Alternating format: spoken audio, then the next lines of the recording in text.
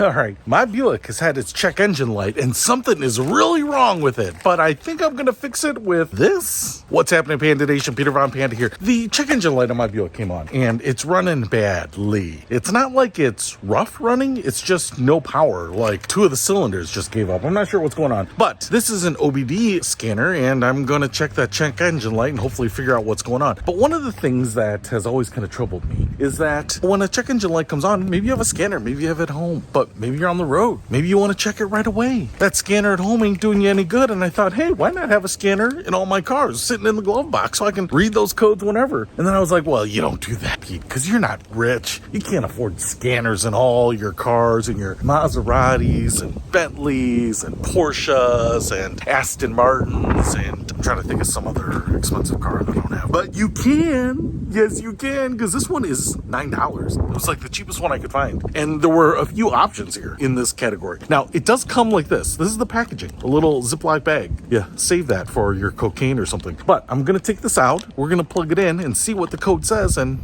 see if we can fix it or not. All right, just very lightweight plastic. What I do like is that it has a pretty long cord here. I'd call this about 3 feet, so you can plug in your OBD connector here. Now, when I was a kid, you could always go to AutoZone. That was your thing. Free code scanning, but you had to wait. You had to wait for a rep who wasn't checking someone out. It's kind of a pain, and it was always like a loss leader or service that they used to get you in so that they could sell you something. Now I want to show you here, it's got power. It's got a little almost calculator-like display right there, and we've got some controls right there. So I'm just going to go ahead and power the car on without putting my foot on the brake so I can just get it to accessories here. Now I actually have a backlight on here too, so I just want to show you. If I put it down here in the dark, you can see that there's a backlight on, so that's pretty nice.